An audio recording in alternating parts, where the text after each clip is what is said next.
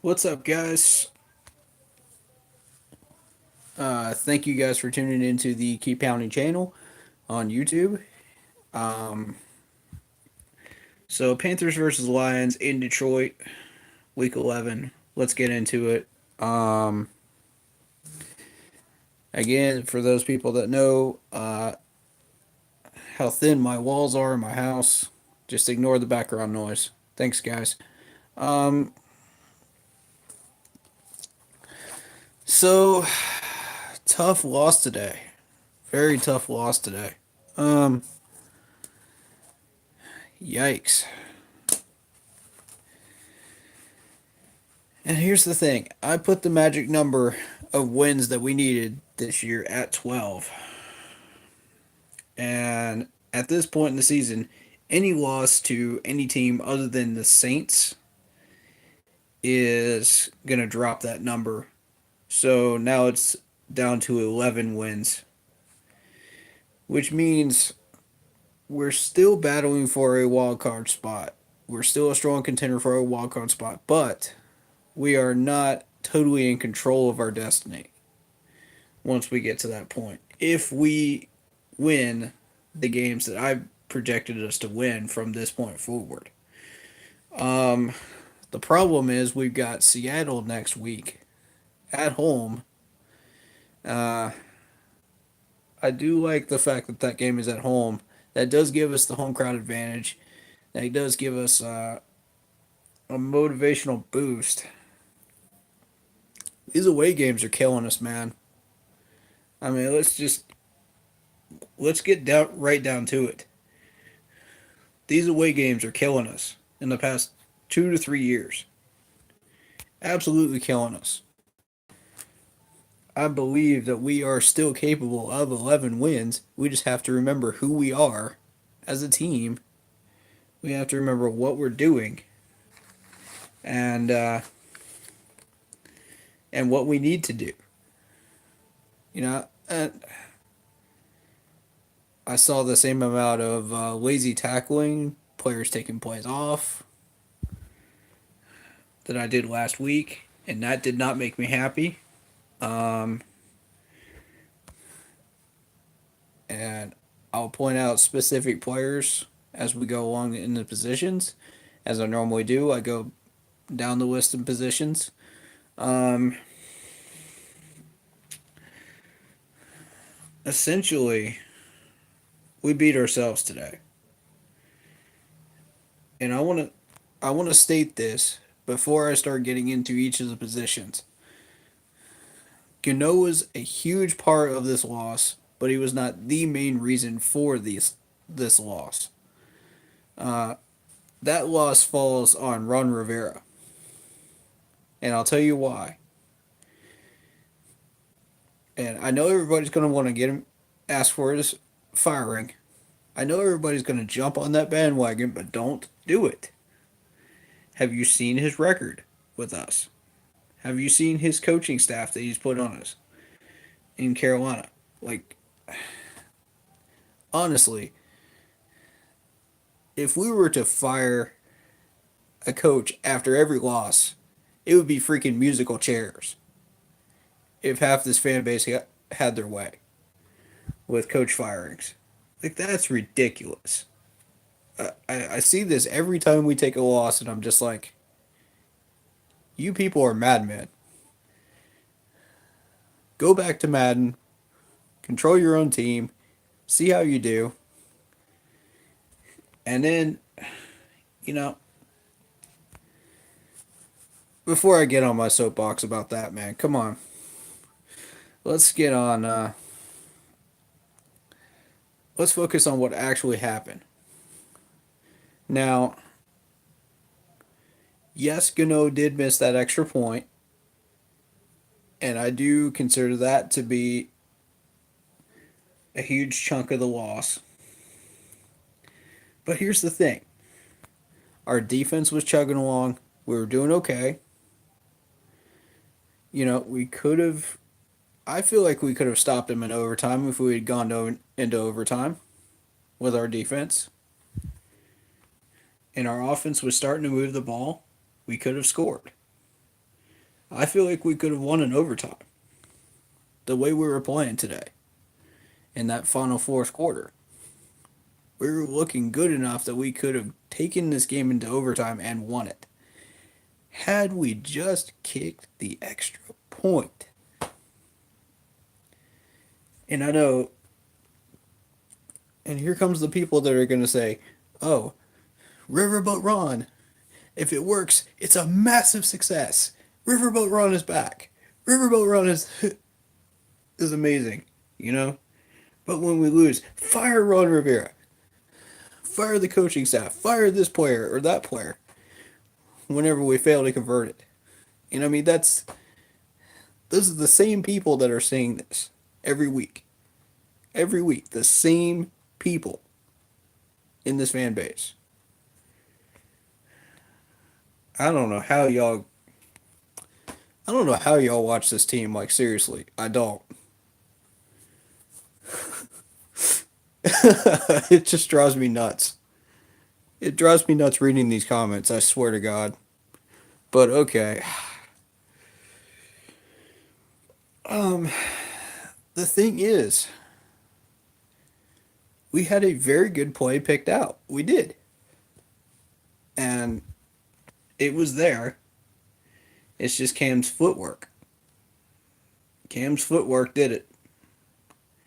And that's something that Shula neglected when he was the offensive coordinator, and now Norv Turner is working with him on. So we're gonna see what happens with that. But you can already see the increase in accuracy.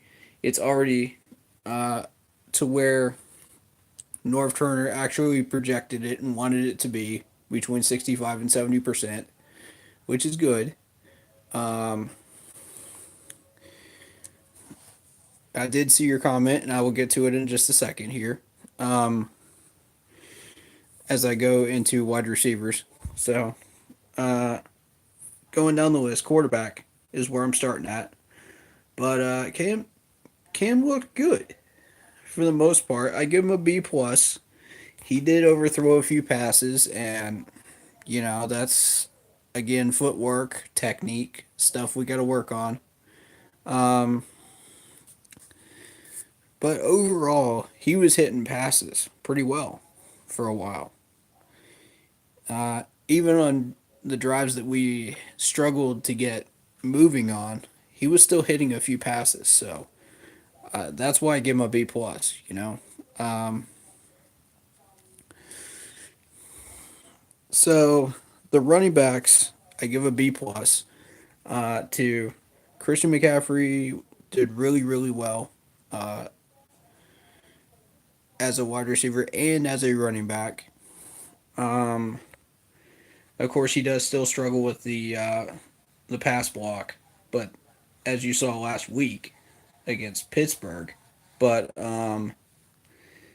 honestly, our offensive lineman asked him to do too much because they blew their assignment first. So there you go. Um, so I'm not looking for spectacular things out of pass block. I just expect you to pick up the blitz at least. That's all I'm asking for. As long as you pick up the blitz, he can drive you back 5 yards. That's fine. Just give Cam enough time to get out of the pocket. That's all I need from you. And Christian is able to do that. So, uh, I can't really fault him that much. There's always room to improve. I do have him in my fantasy team, and he put up a good number of points, so that's good. Um, all right, so wide receivers. Let's get into wide receivers. DJ Moore, Samuel, heavily involved today. Uh, we saw a lot of deceptive plays that took the attention away from certain players and onto other players, and that's why you saw Greg Olsen get open a couple of times. Actually, about 4 times, technically. If I haven't seen the actual numbers of the game, but I would say 4, maybe 5 times. today. So it did allow for that, which is great. Um, so I'm excited for DJ Moore and Samuel because they really look like they know what they're doing. Um, Samuel in particular was great on the corner hooks on the outside on the sidelines. You know, we hit him about 4 or 5 times today. That was excellent. You know, he had that step or two of separation from the corner, get those first downs that we were desperately needing to move the chains on. DJ Moore was great over the middle. You know, the short and medium passes, we were just all over those. The screen passes, the swing passes, great stuff. Great stuff. The problem is we didn't hit maybe 20% of the long pass. And that's on Funches. That's on Funches. I can't, you know, one of those was a pass interference call that wasn't called. I felt like it was anyway. I don't know what you guys saw, but I saw the arm wrapped around one of his arms. So we had to try to catch that ball with one hand, you know. But the rest of them, I'm not making any excuses for. He just flat out dropped them. Fun, fun. Come on, man. Where you at today? Do you have bricks for hands today? Like seriously, what happened? Even Cam's trying to figure it out. He was talking to him during halftime. He was just like, "Man, Fud Fud, what's up? You know, why you not catching these? You know, what I mean, these were perfectly thrown balls right at him. You can't throw them any better. I don't understand. Maybe one or two of them, maybe not, but you know, the rest of them, dead on target. So I don't understand what happened there, but hopefully Funch just gets it together and uh, has a better week next week against Seattle. We sure need him, that's for sure. He did not look like a number one receiver to me today at all. And that had nothing to do with the Detroit corners. That was purely him. He was beating out these corners. He was beating out the safeties. And I mean, he even beat out the linebacker a couple of times. And he still could not catch it when it was thrown directly at him. I don't get it, man. Like that frustrated me. And it was on critical plays that we needed to move the change too. That's the big part of this.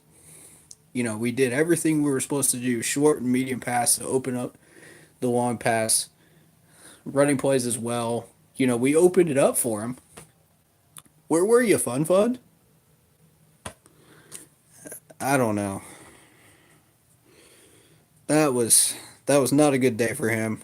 I'm not gonna beat on him too much because he's normally pretty good and he's normally got pretty good hands. So that's why I'm giving the wide receiver core a B minus. Yeah, he frustrated pretty much everybody today. Uh,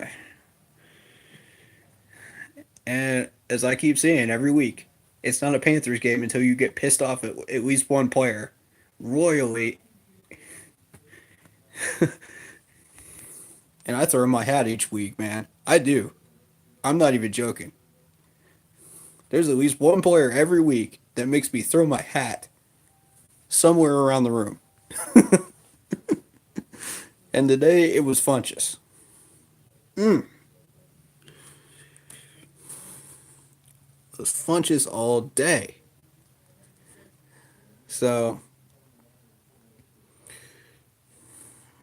let's let's go to the offensive line, which is a B. I'm not gonna give him a B plus, but I'm gonna give him a B because everybody pretty much did their job except for Chris Clark. Guess who? Number 74. I've been telling everybody in these live streams and in these videos, Clark needs to go. I don't know what contract he's got right now, but he is garbage at left tackle. Absolute garbage. for 25% of the game. So, and I'm trying to give Van Rotten a chance, man. I'm trying to give him a chance. He had a good game today, so I'll extend that credit to him a little bit longer. Before I ask for him to be moved. I did ask for him to be benched last week, but the thing is, everybody was out of sync last week, so I'll give him a pass for now. But Van Rotten has to have consistent good games in order for me not to ask for him to be benched. Because at the moment, I'm not seeing it from him. So we'll see. Today, he looked okay today.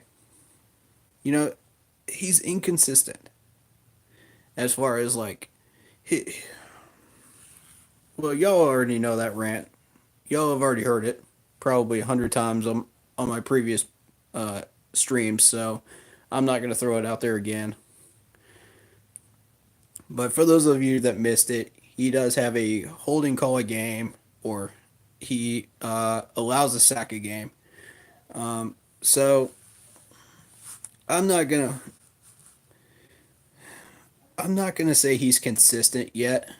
He's had 3 good games this year, roughly, where he hasn't done that. So, and I mean, I'm not quite ready to ask for the second string guy to come up, but I'm literally about this close because it's terrifying to think that Cam is that risk that many times in a game to a below average pass rush like the Lions. Like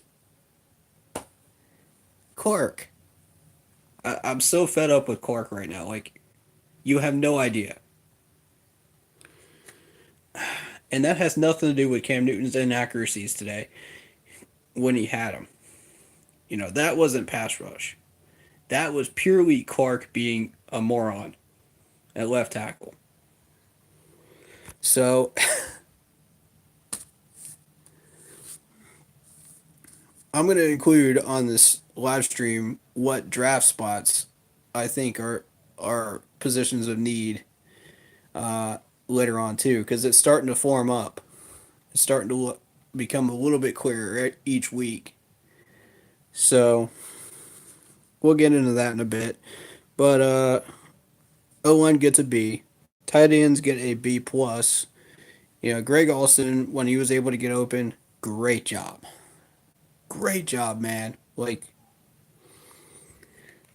he never drops a ball. Well, I shouldn't say never, because he does drop every once in a blue moon, but not on critical plays where we need to move the chain. So, room for improvement, but B plus, Defensive front four. Here we go. Yikes. Yikes. We made their running back look like a Pro Bowler. That just can't fly. We took plays off and then we started tackling. We took plays off and then we started tackling front four. What the heck are you doing? Like, honestly, it took until the fourth quarter to finally get a tackle from KK Short. Luke Kuechly and Thomas Davis had to fill in every 5 seconds for these people. What the heck?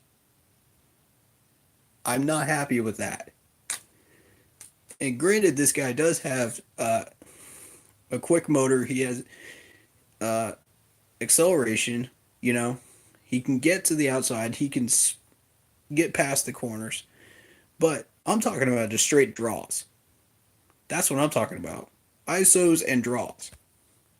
This guy would rack up yards upon yards upon us today. In fact, one of those drives was purely him. Just because our front four failed to tackle.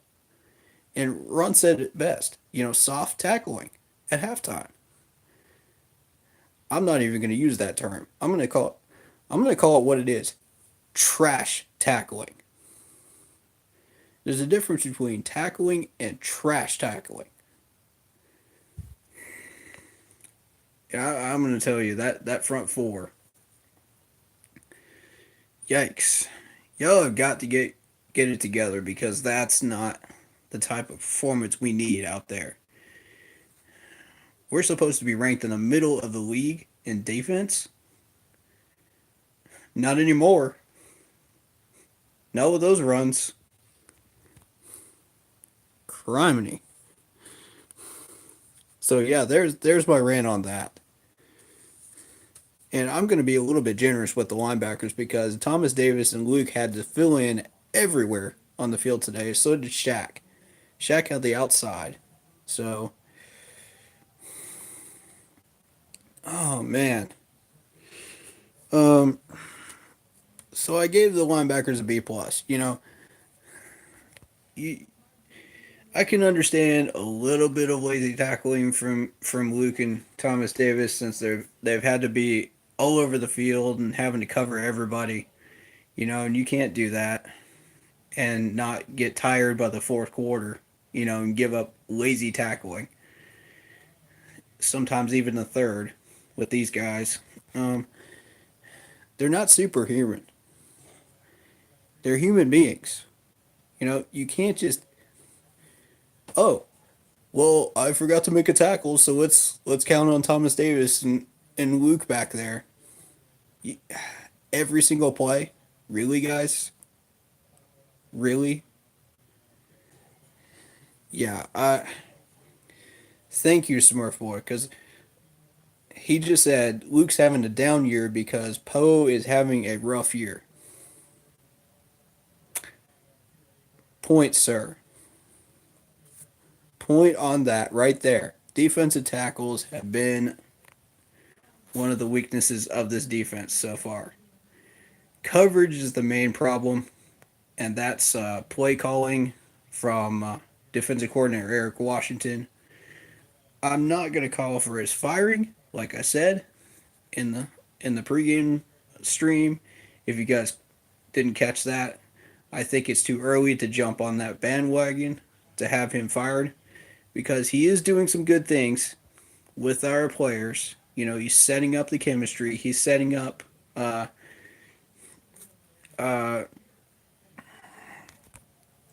he's developed Dante Jackson. He's done some good things. So I think it's a little too early to jump on that bandwagon just yet. But I do agree with the people that are saying that his coverage choices were very lackluster. To use a softer term there. Um, so that being said, we're going into corners. Uh,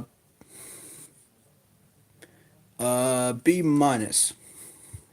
B minus on corners, and I'll tell you why. Uh,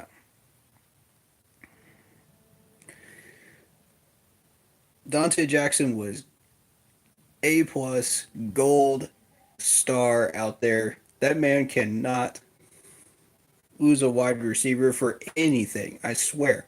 He's just locking down people left and right. That's why you always saw the quarterbacks targeting Bradbury's side of the field. Now, here's the negative about this. When they're always targeting Bradbury's side of the field, he has to step up even more than he normally is. He has to become more than he's been putting out on the field sometimes. And that can really wear him out. So I can understand a little bit of uh, lazy coverage every once in a blue moon. Once out of every 10, maybe. Well, I'll say once out of every 30. Once out of every 30. Because Bradbury is really consistent out there. He's tackling well. He's getting the job done. He's preventing the yards after the catch. So I'm pleased with it. But Uh,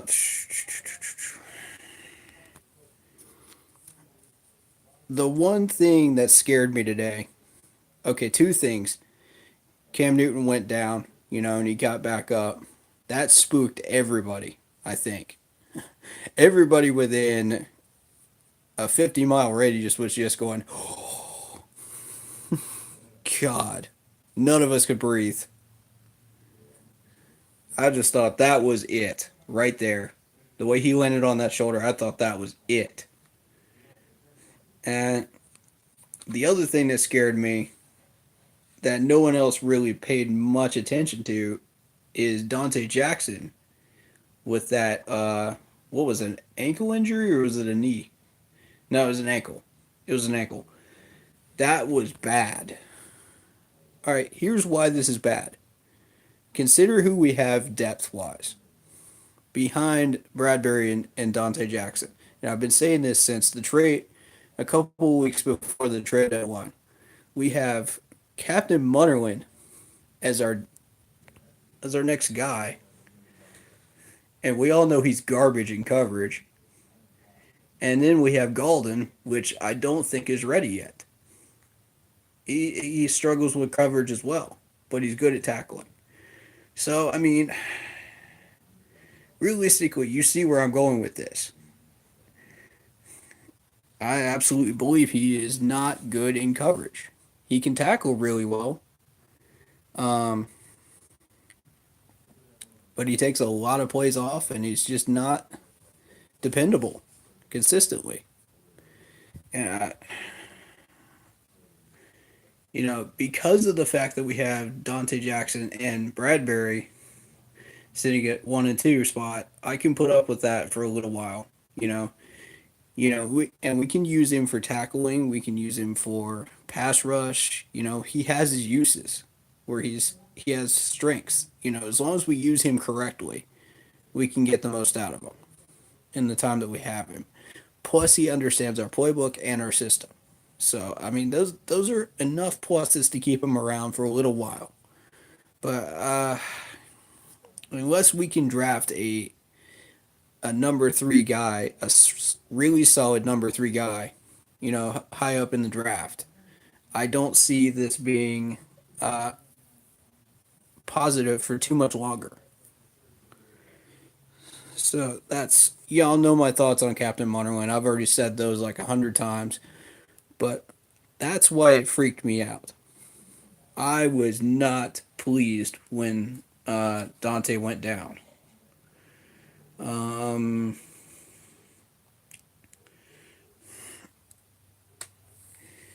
yeah, the energy.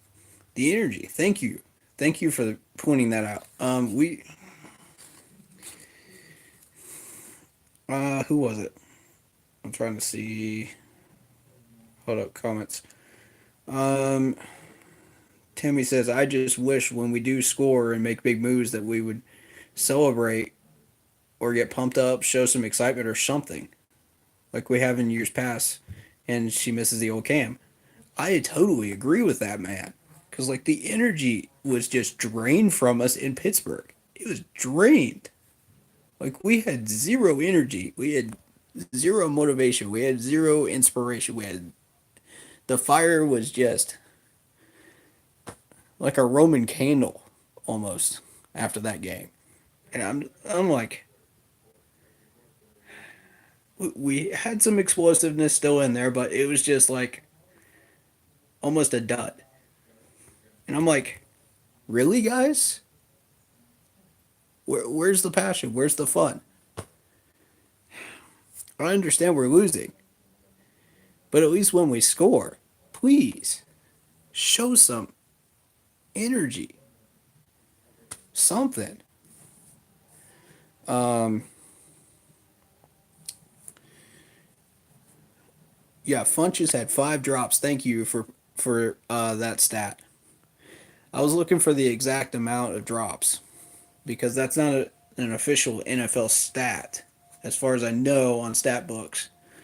Uh, Unless you really look at the details in the game books, um, and most people don't do that. I do because sometimes it makes a difference. because you'll overlook a stat that you didn't think was important, and it ended up being a lot more important than you thought. So yeah, 5 drops today by Funches. Wow, yikes! But I already addressed him, so let's get into safety positions. Um, Mike Adams, again, lazy tackling. Um,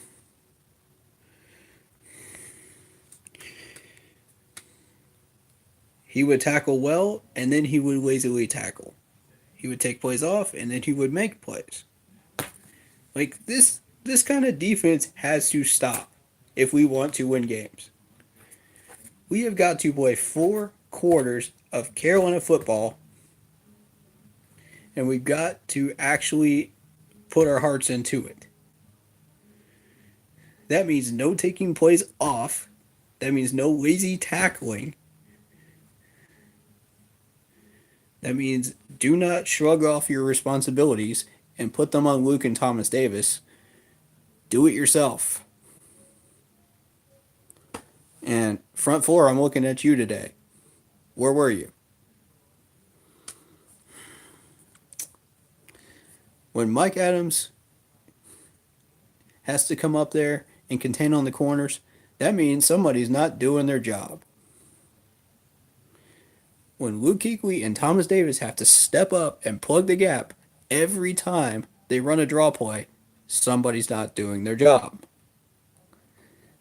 One of those two should be sitting back there in medium pass range just in case they throw it. You never know when it might be a play action. But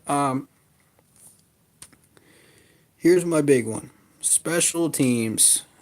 Oh, Graham Gano.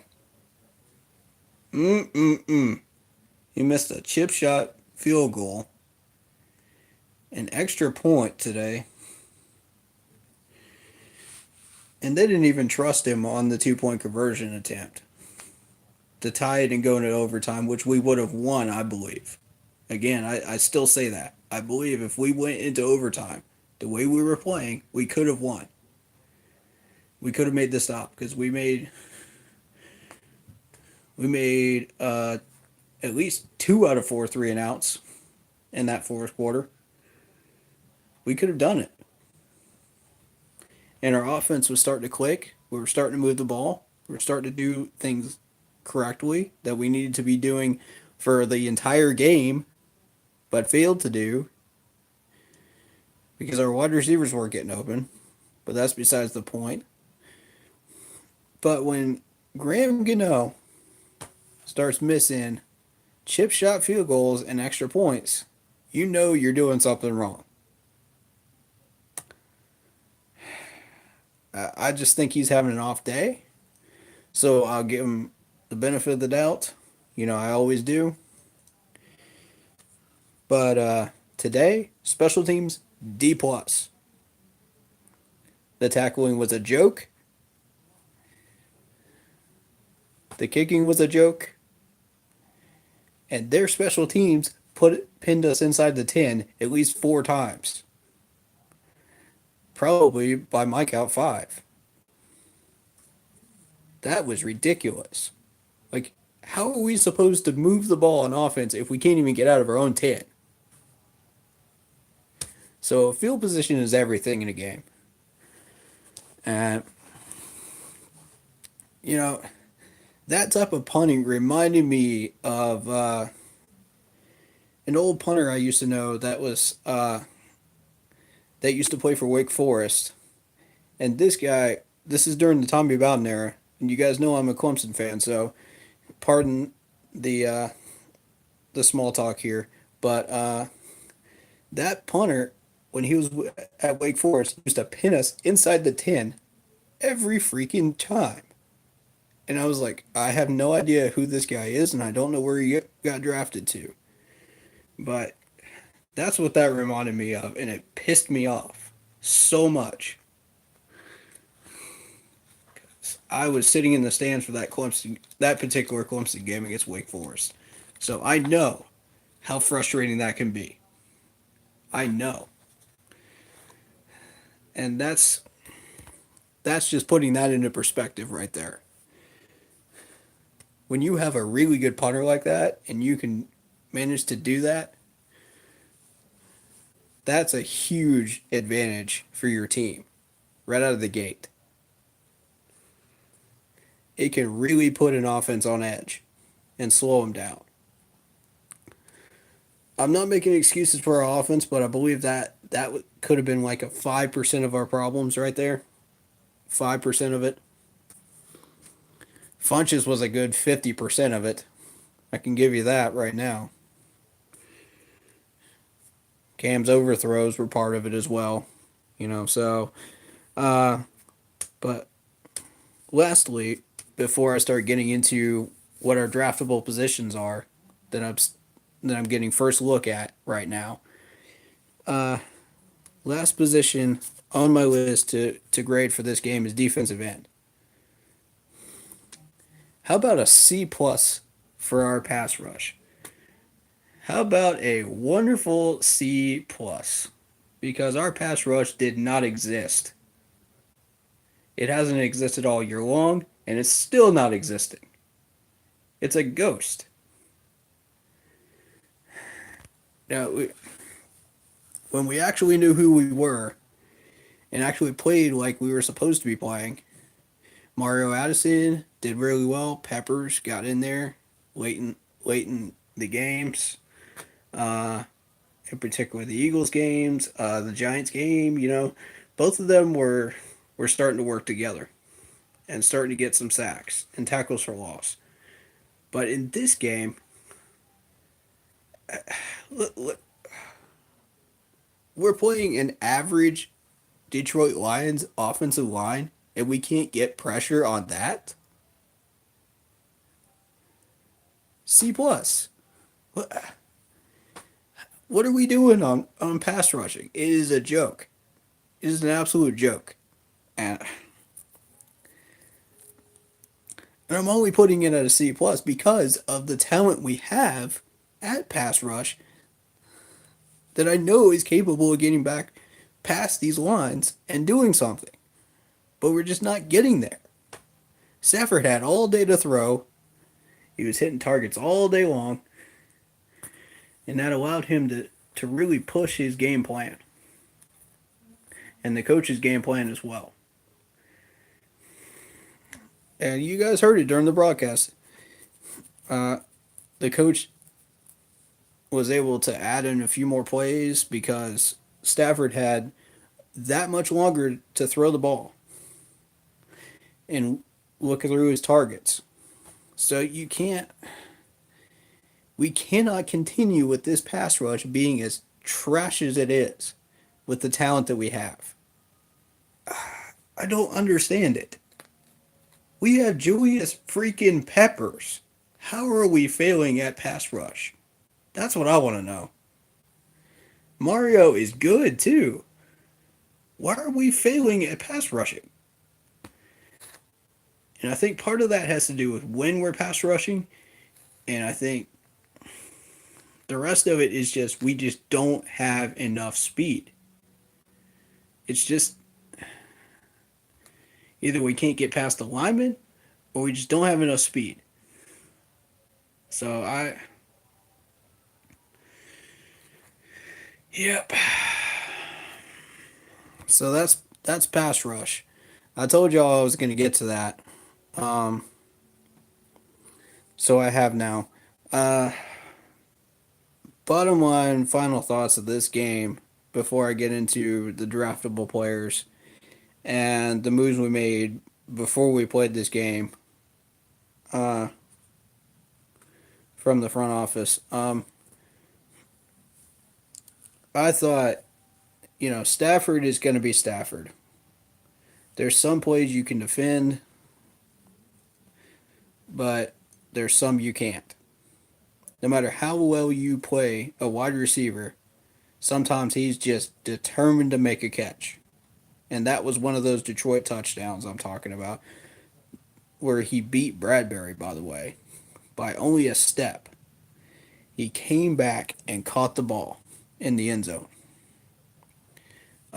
falling forward towards the pylon. That's what I was talking about. There's some place you just cannot defend, no matter how well you defend it or cover a guy. So I give the guy his due. That was impressive. But the majority of the game, you can cover these guys and prevent the yards after the catch, which we had trouble doing a little bit. Um, we had success before, but once we hit the third quarter, it was just like, okay, let's be lazy on our tackling, let's be lazy on our coverage, let's just take plays off, and then just let Luke and Thomas Davis fill in the blanks and have them be dog tired by the fourth quarter, where we really need them in close games. And when we need them, they're tired and they have trouble making the tackles that they need to make because they're getting older. I mean, let's face it, we got veterans that are getting older on this team. And I think, one of the people I talk to regularly, Brian, mentioned we have a lot of old players on this team. We don't have as many younger ones anymore, which means we need to start looking at the draft. Leading into my next point, the draftable positions, as I see them right now, are left tackle, defensive end, corner, safety, and I'm tempted to add right guard on that list, but we definitely need a wide receiver. Once we let go of Torrey Smith, that there went half of our distraction plays right there. Because now these players are mostly focused on Christian McCaffrey. So I'm thinking maybe a defensive tackle as well might be on that list too. And I'm tempted to add that right guard because I don't know what depth we have at right guard, and I'm not entirely certain that it's going to be solid. Um,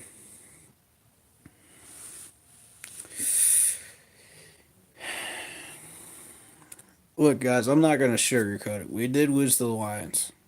We did. But that's not the end. That's not the end. The magic number is now down to 11 wins total for the year that we need to compete for a wild card spot. If we do not figure out who we are and we take a loss to anyone but the Saints going forward, we're putting ourselves in jeopardy of not having a wild card spot at all.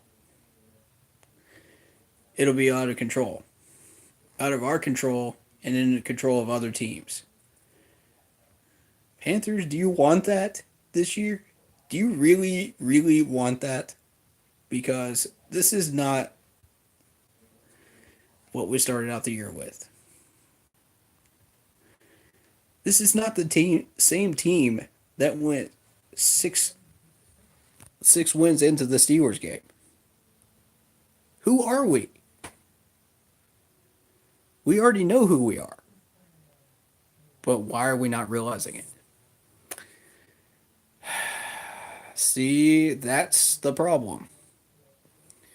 We got so much talent on this team and we're not using it properly. We're not being smart. We're not doing things we need to be doing. Tackling is the main thing that I see that really, really is putting us behind. Um, Behind the eight ball. Coverages, huge part of why we're behind the eight ball. Um, and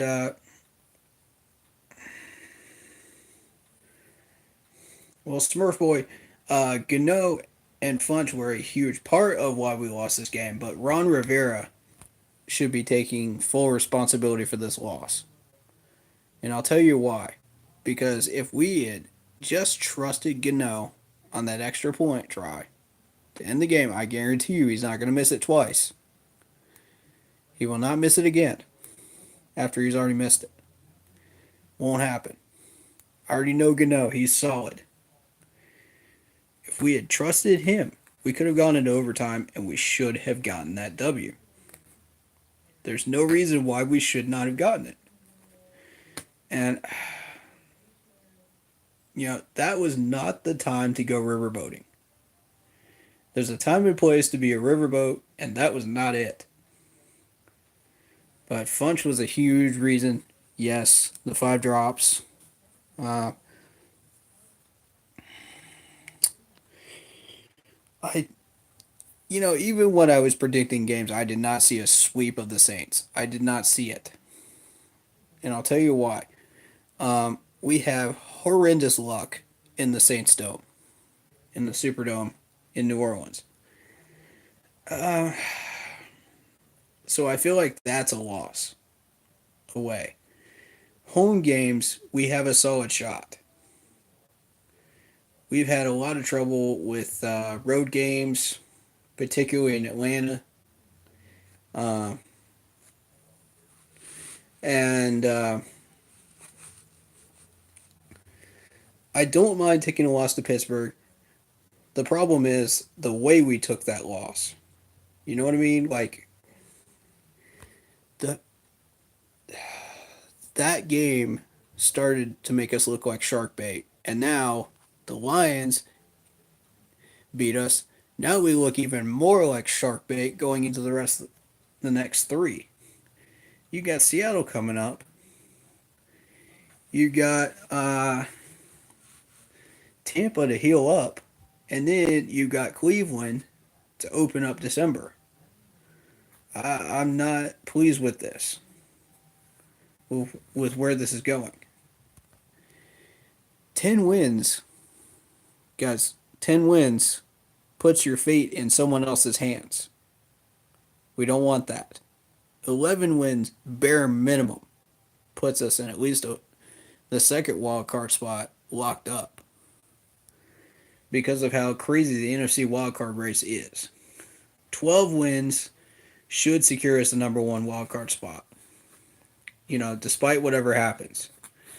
Um, and I'm thinking about increasing that magic number when we start the seasons to 13, but the problem is our scheduling does not allow for that magic number to go up to 13. So we're settling for 12 because of these tough schedules like December this year and October for the years before this. So where we end up going 2-2, sometimes 1-3. October is just so unpredictable. But we were rolling right along, and then we hit Pittsburgh, and I was watching a bit of the Saints and Eagles game. I'll tell you this.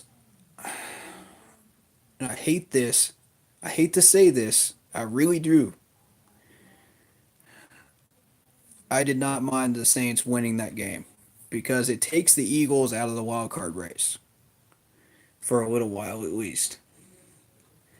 They've been struggling this year. They're in the hunt. Dallas is in the hunt. Atlanta is still barely in the hunt. So, you've got these teams that are still barely in the hunt. So, any losses that they take help us down the road. We know the Saints are probably going to take the division, regardless of whether we split them, sweep them, whatever we do. Most likely they will take it. So what I'm concerned with is top wild card spot now and second wild card spot. Any losses that Atlanta takes helps us in the long run. Seattle's in the hunt. Uh, you know, and I don't feel like the Redskins are going to hold the East. I don't. So that's going to be interesting. Whoever loses that battle will be in the wild card hunt as well. So you're looking at a heavily competitive wild card hunt, and to be able to stay in that hunt, you have to have at least 10 wins or more. Otherwise, you might as well forget it. You might as well tank the rest of the season and play for draft picks if you're looking at 9 wins. And I hate to admit that because we have so much potential on this team that we could get 12 wins if we just step it up. But now it's down to 11 since we lost to another out of conference team. That we should not be losing to. We had no business losing to the Redskins. We had no business losing to the Lions. Why? We are better than this. We know who we are. Why are we doing this?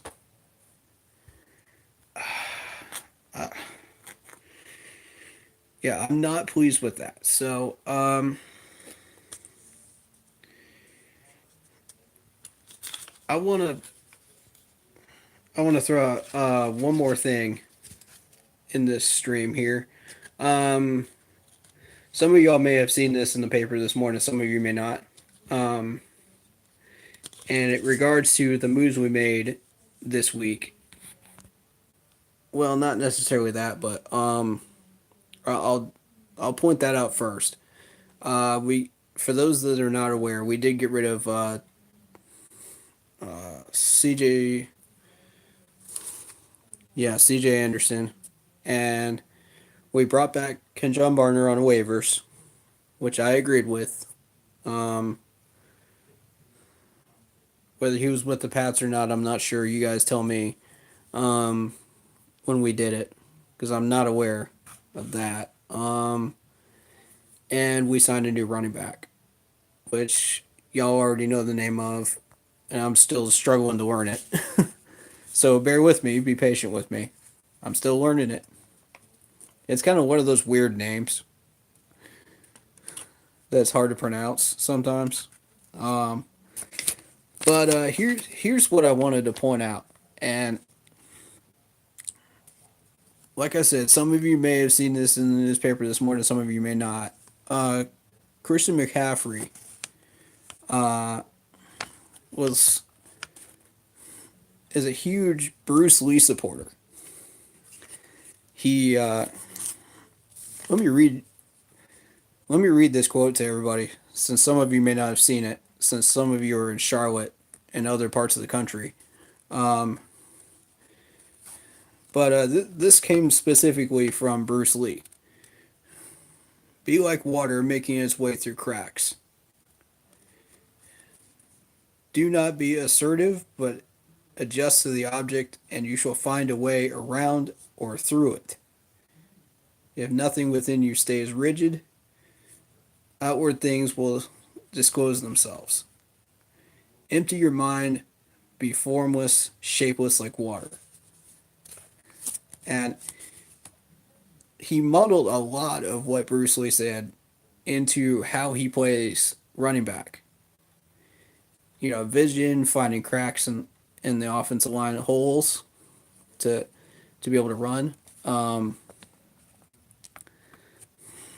And he goes on to say, if you put water into a cup, it becomes a cup. Now, water can flow or it can crash, be water. And I love that. I love that quote. It is so deep. It really is. Because he doesn't just believe in what Bruce Lee is teaching. He actually puts it out on the field every play. He does it actively. And I think that's so cool, you know? And he's referring specifically to, like, when he's quoted that quote specifically, to how the offensive linemen move and defensive linemen move, to adjust to a draw or an ISO or even a sweep, you know, or even after he's caught the ball, yards after the catch, moving the ball forward. So I think that's really cool. And Luke is quoted as saying about this various martial art and exercises strengthen his core and improve his flexibility and reactionary skills, taking his skills to the next level, to the NFL level. And he's talking specifically about how he changed his lifestyle around to improve his skills, and he took that into the NFL. So I think that's really, really cool. And he's always preaching that, and I think it's so cool. For those of you that didn't see that article, uh, please do check that out. That's on the Greenville News, I believe. Greenville News website. It should be on there. I don't know. Last time I checked, it was. Their website's kind of, not a fan of it. But it can be tricky to navigate sometimes. But yeah, I wanted to point that out specifically because of Christian McCaffrey in particular, because he had a great day today. Again, this guy is consistent. He's a tank. And you look at where we would be without him, this offense would be looking for answers. For sure, we would be. uh, I know everybody was wanting us to draft Fortinet. And realistically, he's putting up some numbers too. He is, but he's not Christian McCaffrey. Let's be let's be straight and fair about this. He's not. And Christian was a great fit for us right from the get go. I approved of it. I loved it. And I felt like this was going to be where we start really changing the dynamics of our offense into a scheme that can work. And then once we brought North Turner in, Christian McCaffrey had a list of questions for North, as far as how he would fit into the scheme, how he would do this or that. And I love that. I love players that uh, have questions about how they fit, how they do things. Because when you have an offensive coordinator like North Turner, that used to be a head coach, that can be a huge plus in your favor if you're a player coming in as a rookie. So, you get the opportunity to work with one of the legendary uh, coordinators in the NFL, and that can change everything about how you approach uh, your offense, how you do things to fit the scheme, how you just overall play on the field. And it's reflected in his numbers. You can see it in the stat sheets. You can see it on the field. You can see it in touchdowns. The guy's just basically a beast. So, uh, that being said, I'm going to wrap this up here. If anybody's got any questions, feel free to drop them in the comments. Um, I think one of the most common ones going forward, probably for me, would be uh, what did we learn from this loss? How do we take that knowledge into the next game and adjust to fix our weaknesses? And I simply say this, it's the same weaknesses we had against Pittsburgh. It's the same ones. We haven't adjusted yet, and I hope we do. So, with that being said, does anybody have any questions or comments they would like to throw in here uh, regarding this game and the game after? And while you throw those comments up, I'm gonna say this: Seattle has a lot of talent on their team still, particularly on offense. Uh, so we're gonna see what happens coverage wise with that with their wide receivers. I'm not looking forward to those matchups, but I feel like if our corners do their jobs properly, we should be okay. Um, like I said, two of the people that we don't need injured are Bradbury and Dante Jackson again because we're so thin in that position. So hopefully we don't have injuries there. Um, yeah, we're backed up in most positions pretty well. But the problem is the talent on the field is not getting it done. And we're going to continue to see this over and over and over and over again until we figure out what's wrong and fix it. Yeah, I feel you guys. Hold on. Let me read these comments real quick.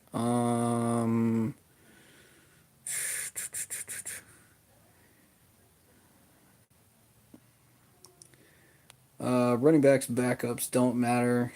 Christian McCaffrey plays 96% of snaps, so it's stupid how they don't feed him. He had only 8 touches in the first half. The problem, the reason they didn't feed him is because the defense was honed in on him specifically. Um, to address that one, Smurf boy. Um, um, yeah, yeah. You had one job.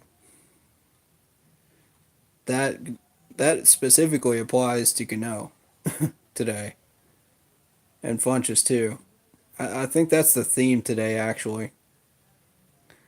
Um, let's see. Let's see. I think I saw that comment. Let's see. No Bojangles for them. Yep, sure. Agreed. No Bojangles for the rest of us either, apparently. Uh,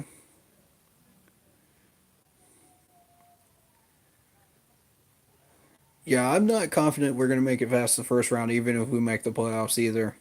It depends on who we're facing and what we're looking like at the time that we get in. Uh, yeah, it's taking two defensive players to take down men almost every time. Yes, exactly, Tammy.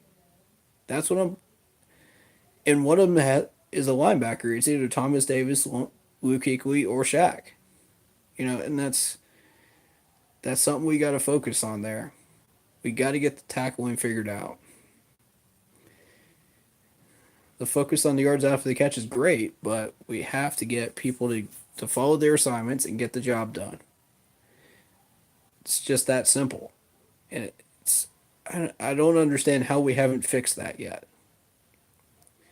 It's something we can fix in house. You know, we could we don't need to move any players. We don't need to do anything. We can fix that in house. Yeah. So yeah. Let's see. Hmm. Witness it in person. Okay. Okay.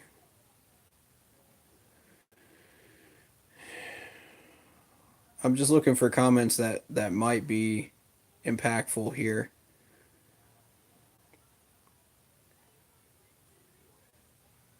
7 misses? Did Funches really have 7 misses? Wow. I know one of them was a pass interference. Um,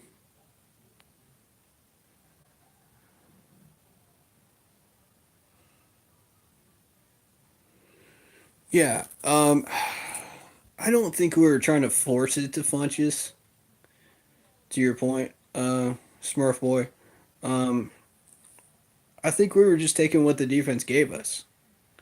And I say that because we took a lot of short and medium passes, and that's been the telltale sign of our offense. And on certain plays, Christian McCaffrey is our last option.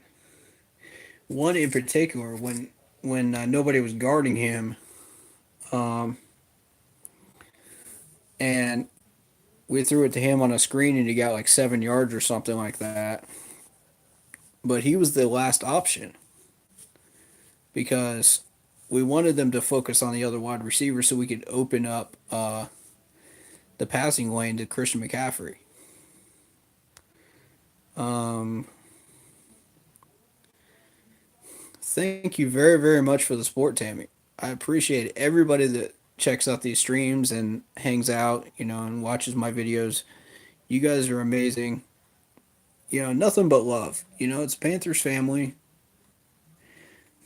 I love all the support and all the likes and the comments that you guys put out. Um, you guys keep this channel running. And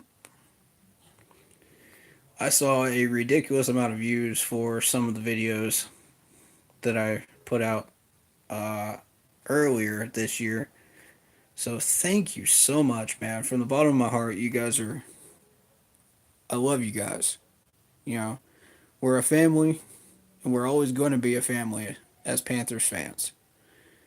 And that's why I call you guys the Keep Pounding family, because that's exactly what we are. We keep pounding through life, through challenges, through everything else that we have to go through, and especially on the field. So, yeah, definitely. Uh, for those that are new, please do leave a like, a comment, subscribe, and hit that bell so you don't miss any new live streams. I am going to be switching to live streams during regular season, but I'm going to try to get back to regular videos in the off season. If I don't, and I end up doing live streams, they'll still end up as VODs anyway. So feel free to check those out when you want to. If you come in late, you missed a lot of what I was discussing. Feel free to check that out after it's over. You know, um, but I did feel like we started to get going here this today in a few ways. So let's see. Christian McCaffrey needs to be number one look, but thanks for this. Okay. Yeah, and I know everybody's looking for somebody to blame. That's what we do as Panthers fans, and I honestly, we just need to figure out who we are again. It's not that we need to find somebody to blame. It's that we need to encourage these players, you know? And all this negativity and blaming is just hurting the character of the team, in my opinion. I feel like, you know, yeah, people are angry. Yeah, people are upset. Yeah, you're crying. You're unhappy about the loss. Who isn't? You know? But when we take the time to encourage these players, maybe they'll step it up the next game. That's what I think. Um, I keep holding on to hope that might happen, but you know, if you're a garbage player, you're a garbage player. Chris Clark, I'm talking about you specifically, and sometimes you need tough love. Yeah. Um, I think our average, again to your point, Smurf boy. Our average, I'd have to say, that's a weird That's a weird comment because our average is different each game. If you look at how other teams are measured versus us, um, how we look as a team average wise, you expect certain things from certain teams and blah blah blah, you know, but we don't really have an average if you really look at it. Um, when it comes to wins and losses on the board, yes, we do have an average. But when it comes to how we play these games, we don't at all. And say like some of these players take plays off. Sometimes they're good. Sometimes they're lazy tackling. Sometimes they're good. You know, it's like Jekyll and Hyde. You don't know what to expect from this team sometimes, and certain players. And yeah, there's always going to be that one player that pisses you off beyond belief by the end of the game, every game. But we all stick it out, you know? We stick it out because we love this team, we love what they're doing, we love this franchise and how it's set up. Or at least I do. I can't speak to everybody, but I do. Um, yeah, this week it is Funches and Gano and also Ron Rivera. And I'm going to point out one thing about Ron Rivera. Last year, the way he used timeouts last year irritated me so much. I didn't even put it in any videos. I didn't put it in any live streams, but the people I messaged about it know exactly how irritated I was about it. Like that just it cheated us out of so many points last year. So he's got that problem fixed. Uh I do have Instagram and Facebook. Corey McDaniel is my name. So if you want to add me on Facebook, feel free. I do most of my messaging there. Um, Instagram, I don't really post anything, but I do have one. Uh, yeah, feel free to add that, and I'll post that later on. Um, but I've been doing gaming streams on my Facebook, so if you like those, check those out. Um, I'm also doing let's plays on there on my YouTube channel, so there's that too. It's a huge side project that I've got going on, so if you're into that, check it out. I do some Madden streams. I do some other gameplay too. I'm a variety streamer, so. But mainly, I focus on when it comes to the Panthers. I focus on this channel. So, um, but occasionally I do chat with people on there too. Uh, but yeah, if you're into that, go check it out. I might be streaming later on tonight, possibly.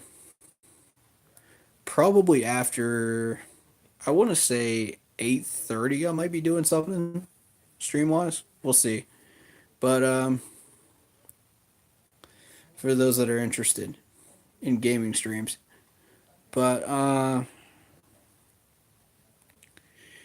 yeah, definitely feel free to add me if you're a Panthers fan. Corey McDaniel again, Corey McDaniel.